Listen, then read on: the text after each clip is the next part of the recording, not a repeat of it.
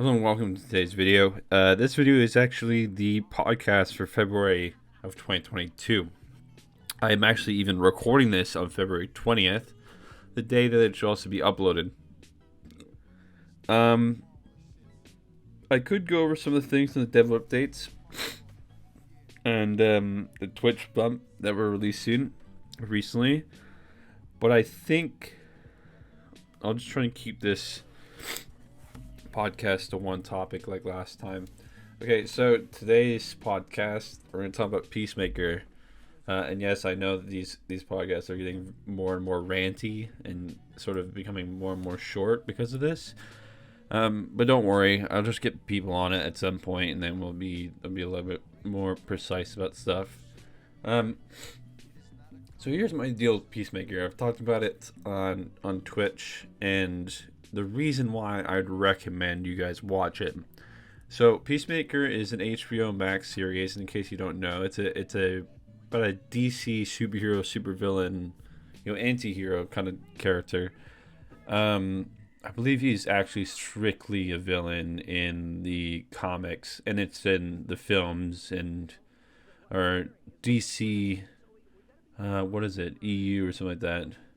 I think it's the DCEU. I'm not sure what the E stands for. Because it's not cinematic universe, it's something else. Unlike, because I believe cartoons and animated series count in this universe, or some parts at least. Anyways, it's a continuation of the second Suicide Squad movie, or it uses events from the second Suicide Squad movie. For parts, it even shows and like character events and everything continue from that second Suicide Squad movie into Peacemaker. So it's on HBO Max, so that's available on Crave and shit like that if you have Crave. It obviously on HBO. It's super good, and when I first saw it, I had the same reactions I had when I saw the trailer for the second Suicide Squad movie. When I saw people like John Cena and whatever his fucking name is, the guy with the really sad eyes that's on SNL, Pete Davidson.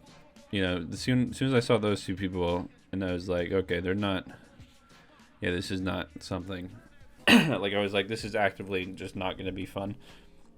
And I still haven't watched Suicide Squad, and maybe I should have before Peacemaker, but I don't think it was necessary. I think you're going to enjoy Peacemaker, and it's 8 episodes in its first season. It's got renewed for a second season. I think it's quite enjoyable, even if you haven't watched Suicide Squad like I have. And one thing that I mentioned when I was streaming was that John Cena, I had the fear that he was gonna do the same thing that The Rock did, because I only know John Cena from pro wrestling, and I knew The Rock from pro wrestling as well.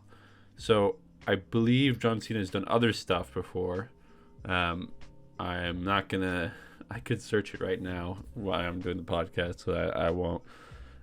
It's not really super prudent to what I'm saying. But in Peacemaker, my worry was that you're gonna get that strong man kind of feeling that I get from movies The Rock's in. And let me explain this. I got no problem with The Rock, but I think in every film he's in, or even TV show he's in, The Rock plays The Rock. And what do I mean by that? The Rock is a character. It's a character that Dwayne The Rock Johnson created for pro wrestling. Like, it's a character. And he carries that character over into his films and cinematic work, so TV and everything like that. He carries that character. He doesn't play someone else. He plays The Rock. So he's the big guy in the room. He's the muscle. Like, even there is one movie that he plays the dad. He's an NFL player, and his daughter's like a ballerina or something like that. Something like one of them's got a crazy peanut allergy. I'm loosely remembering it, and I'm basically doing exactly what I did on the stream. I'm loosely remembering things, and I wanted to do the same thing for the podcast because it leaves moments where you guys can leave comments and like reply and stuff like that. So it might seem unprofessional for me to do this over and over again, but it's really just giving you guys a platform to put your 2 cents in where you want to. So yeah, in that film, I found he wasn't playing The Rock. He was playing Dwayne in that, but he was still the strong man. And I was like, okay. Though in Peacemaker, the character is actively strong. It's because it's a superhero film. It's believable, you know. I feel like maybe that's an issue. I think if The Rock played a superhero character, if he played what was it? The villain in Shazam, I feel like he probably would have done really, really well as that. Or I'm trying to think. There are plenty of superheroes in both the Marvel cinematic universe and in the DC universe. There's plenty of heroes in both of those that Dwayne could come in, The Rock could come in and play those characters really, really well.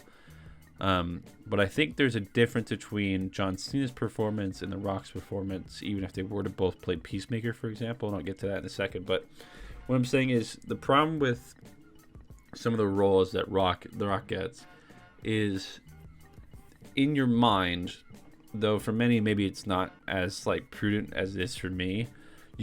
It's difficult to look at him or a person of his size and not immediately be like, okay, so even his character was a pro wrestler. Like there's a point where your body gets to that point where the only thing that could have led up to that is something that was supreme. Like he's either a bodybuilder, he's either like a professional bodybuilder, or he was in wrestling. Like that's the kind of 2 options there. Like people don't naturally just grow. Like you're not gonna see a farmer that's that fucking toned, you know. So with superheroes, I think people like The Rock, or just really just people in general in the wrestling scene, it works for them because those characters within their universe are having to undergo training that is similar to a wrestler or similar to a bodybuilder. They're undergoing like intense physical training, so of course they would have crazy fucking bodies. I think maybe that's the reason why I sometimes find The Rock is playing The Rock, because his physicality within the scene is always present because he's always the big guy. I think it also doesn't help that they in a lot of films he's against people like Kevin Hart, for example, and Kevin Hart's fucking small, so his physicality within the scene is by physicality I mean his like physical space, his physical being. He takes up a lot of the camera, for example. Like that is a part of his character. That his physical being becomes part of the character, even if it isn't like addressed. Like that one film where he's with Kevin Hart and he was like this large kid in high school, and then like the whole thing he's like in the FBI or whatever later on, and he's like super buff and crazy. Like his body is part of the character at that point. But then there are other films that he's in where, like Jungle Cruise or whatever, for example, like his body isn't, his body isn't part of the character. Like him being that insanely big, it's a little bit of a stretch. I think maybe that's an example why I think The Rock maybe wouldn't work so well in John Cena's shoes. It's hard for me to imagine something that hasn't happened. I don't believe The Rock has played a superhero before. I think he could do some really good stuff. But, Juggernaut is like completely CGI now, I believe, in Deadpool's universe. But I think so. There are big, strong characters within DC and in Marvel that he could be in where his physicality isn't like this sort of afterthought that swiftly becomes the main thought when on screen. And for a lot of people, for the majority of people, that glances over. But again, I'll go back to Peacemaker. John Cena, like I said, my main concern was his physicality was going to be an issue. But then as I was watching, I was like, he's a superhero. He's been trained by his dad to be like this crazy fucking insane fighter, basically. Like he's constantly getting into fights and everything. So like it makes sense that he's this fucking huge. And like they even make jokes about it in the show, which I love. Like address those errors, if you're gonna have them. Or they're not really errors, but address the elephant in the room, I think. But but he plays a really good character. Like, that's the thing. Like, John Cena is really good in Peacemaker. Vigilante, the actor plays Vigilante. Plays Goff, and Judo Master are really good. The whole cast is really, really excellently casted. What's her name? Some of the names are somewhat forgettable. I believe it's Munch is like the main guy for the crew for Peacemaker's gang. But it's Heartbreaker or Heart something. I'm just gonna call her Heart, which I'm pretty sure is wrong. And she is like, oh yeah, that makes sense. Like, she's like an agent. She looks like an agent physically. Like, the way she works in the scene, she looks like the pro agent that you'd see. So yeah, all that works. The casting is fantastic. And the way that they use their cast is really, really well. Like, they use their physical being as part of it, which I think a lot of superhero like shows and films don't do. They don't address it. Oh yeah, we're dealing with people who are fucking huge, unless it's the Hulk or whatever. Like, we're not addressing really the strength of these characters. Like, they're fucking gods, just regardless of everything else, regardless of the fact that, like, you know, for example, Thor, like, throw away his fucking hammer, the guy's still fucking incredibly strong. Like, he went toe to toe with the Hulk in Avengers. Like, like, that isn't really addressed in a comedic way as much as I think it should be done. I mean, those are family movies, so I think comedy has to be a part of it. I mean, it's always present in superheroes stuff. It's present in Peacemaker, despite there being sort of a more PG thing going on, or a little bit of a rated R type thing going on. There's more gore in Peacemaker than I say in Avengers, for example. So keep that in mind if you're gonna watch Peacemaker. There is sexually explicit content as well, so you can't watch it with children. Or I wouldn't suggest it. Maybe, I don't know. I'm not gonna judge people's parental teachings or parental methods. So yeah, the characters work really well. The actors work really well. The story is what I'm gonna get to next. Frequently in superhero shows, I find the beats of the story aren't the same as the beats that we're used to from the films.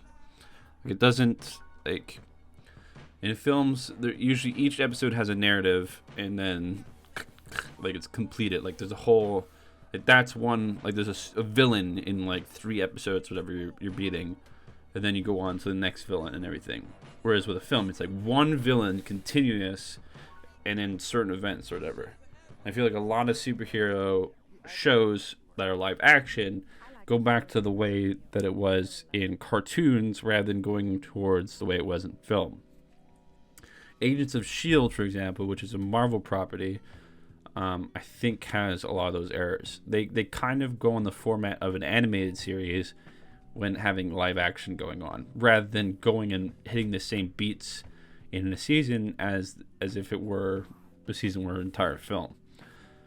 Peacemaker does exactly what it should do, in my opinion. It treats the first season as if it were a film. It hits the same rhythm and beats that a superhero movie does, but as a show, rather than hitting the same beats that an animated show would work. Which I think, like, might come down to executives and arguing, you know, like, translating mediums. Maybe it's like a little bit more risky, or seen as more risky by executives. Like, it's like, okay, this works on TV, so continue with this story structure shown on TV. Like, continue with that, rather than trying to create something new, which I guess is fine. I mean, but there's still an error there in content that needs to be addressed that isn't fixed. But yeah, the beats of Peacemaker are really good. The characters are really, really good, and the choice of actors and I believe actors at this point is a gender neutral, if not actresses and everything else in between, are really, really well done. I think the message of the show is really good. It's conflicting, and there's enough at the end of the first season to leave space for a second season. I think a lot of issues that could have arisen from following the narrative path of films, where you kind of like, all right, this story is complete. Like if you watch Endgame, for example, or not even Endgame, Avengers, the storyline is complete, really. Then you had the little extra where you have like, you've shown Thanos after the fucking credits, whatever. But I don't consider that as part of the story, because not everyone's going to see that. So the story is complete in the film. That's it. Boom. Done. There's no looming threat. There's no looming consequences. I think that is the one thing that they really needed to avoid, and what most people should avoid if they're going to transfer film storytelling into into television. And they avoid that, and then that's when they go back to how animated and other television series of DC work. They went into that whole consequences part rather than establishing the next villain, which I really appreciated, because I've talked about this before, I think, in other podcasts. I think the biggest thing in film, that as someone who's gone through film school or has gone through a lot of classes regarding film, that is not often addressed, is these moments of breathing, moments to allow your audience to inhale and take in the information. Studio Ghibli movies, in my opinion, are absolutely superb at doing this. There is a perfect scene that I believe is constantly referred to by animators within, or storytellers within, Spirited Away, where you see Chihiro on the train going to give back some shit to Granny. Like, you see, like, you're allowed to take in, like, oh shit, okay, all that shit happened in the bathhouse. What is she doing? Like, they're not telling us again. They're not using that moment, that break, to retell the story or to remind us. They're just giving, like, okay, our audience is smart enough to know what the fuck's happening. Let's give them a minute to think about it, process it, the same way that the characters are processing it, which in my opinion establishes a connection. Sometimes it doesn't really work that well, depending on the length of these moments that you breathe, or you have these moments of breathing. But in my opinion, if you cut out that scene in Spirited Away, the film still works, much like every other film that doesn't have those breathing moments, but it works so much better with that train scene. There's a little bit of world development going on. There's a little bit of that. And I think that's given for people who do not want to sit there and breathe, who are like already on the ball. So there's stuff going on, but it's not a lot. It's not in your face, Like showing that the world's like flooded and everything. Like there's all these houses and you see spirits and everything getting on the train, and that they're going to different places and everything. Like there's information being provided, but it's not, like the story can be enjoyed without it, Like if it was just real tight zoom-ins on the characters within the train, and they never showed anything outside the train, I think narratively it still works. It just doesn't do the same thing. It doesn't hit the same like rhythms. And my point is, at the end of Peacemaker, they give you that minute to breathe and be like, okay, fuck. Like this character still has shit going on. There's still consequences of the battle we just watched that are gonna happen. Like there's still shit like developing within the characters. The characters are not complete yet, which I think is always an error that happens a lot in television, where you have completed character arcs. Like the character's done. Like this character works. I think that's why Marvel movies work so well, is because the minute a character is complete, they realize it and they're like, all right, okay, you're done. Like that's it. Like the character works. It's completed. Like they are now a prop for another character. Or they don't be like, oh, here's a new bump, here's a new trial, here's a new tribulation, here's a new, like just continuously adding like sometimes unnecessary. And I'm saying Marvel doesn't do this. I'm saying like in other shows and other movies, they add unnecessary additions, like just more and more shit being added onto. comes from sequels and trilogies and everything. I think there's some things in the new Star Wars movie series sort of like that, where they just keep adding shit onto characters that are already completed. Like, it's like, okay, fucking hell, okay, here's another thing, okay, boom, another thing, here's another thing, boom. And it's like, that's an entire character arc, that's an entire character development that is being asked of from a character that's already been developed and completed. And thankfully they do not do that in Peacemaker. And even side villains like Judo Master are incredibly compelling and fun to watch, which I think is really cool, because there's a lot of problems, again, in even the animated versions of these superhero series, where you have side villains that are like in Batman, for example, you have Scarecrow. Like, everyone who isn't the Joker in a lot of the Batman animated series were just nothing. Like, they were just beats. Like, they were just, okay, boom, done, boom, done. With Judo Master and Peacemaker, it's like, it feels like a character. They're compelling to watch, and by the end of the series, I'm not gonna obviously spoil anything. By the end, you feel compelled, like, to actively root for them, to be like, okay, this character's cool. Although you could probably have that at the beginning even too, because the characters are never strictly evil. Like, there's no real good or bad in the entire series, in my opinion. There's no, like, okay, this character is really fucking bad, which is really important, in my opinion, in the anti-hero film. And I think that's why Deadpool is really kind of fun to watch and rewatch, is because there's no pure good and bad. Like, there's no, like, okay, this character is now good, even though he was bad before. All right, go. Like, there's still, like, fucked up shit. Like, in Deadpool, he still shoots fuckers. Like, he's not following X-Men protocol. He's still killing people. And so, like, that's a thing. It's kind of present a little bit, and it's a little bit addressed in Peacemaker, but it's not the same beats as Deadpool, in my opinion. I think if you watch Deadpool and enjoy Deadpool, you would definitely enjoy Peacemaker. If you enjoyed Peacemaker, you definitely enjoy Deadpool. There's a good rhythm in there. Not the exact same, but good, like, connections. If you enjoyed the second Suicide Squad, I think you'd enjoy Peacemaker even more.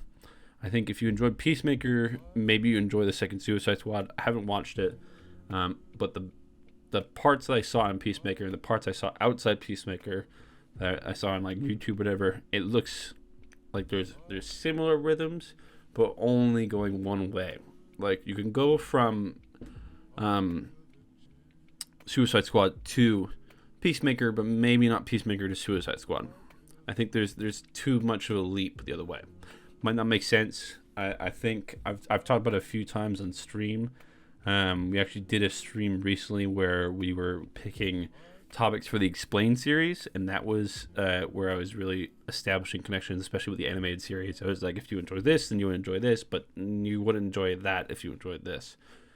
I think maybe we'll do a video that's more. I really want to do a review series, and really these podcasts are really just testing the waters for that, and that's why it's so spur of the moment and short videos. It's really me formatting ideas and then eventually hoping to get to a format that works, and then put that as a series of reviews or whatever. Anyways, that's it. Again, I'd highly recommend that you guys watch Peacemaker. It's on HBO Max. If you enjoy superhero anything, watch it. Comics, animated series, film, TV series, of course. Watch it. It's fun. It's just a good series to watch. I'll see you guys next time. If you have any recommendations for the next topics for the podcast, let me know in the comments down below. If you want to tell me what you guys thought of Peacemaker, or what you think of The Rock, or what you think of other superheroes in film and TV, and what you think of other animated series, and maybe problems with storytelling with superhero stories. Like, where's the problem with them? Like, or anything like that. I don't know. But leave a comment, obviously. And I will see you guys very, very soon. Have a good one. Seems like yesterday. Seems like yesterday. Yesterday.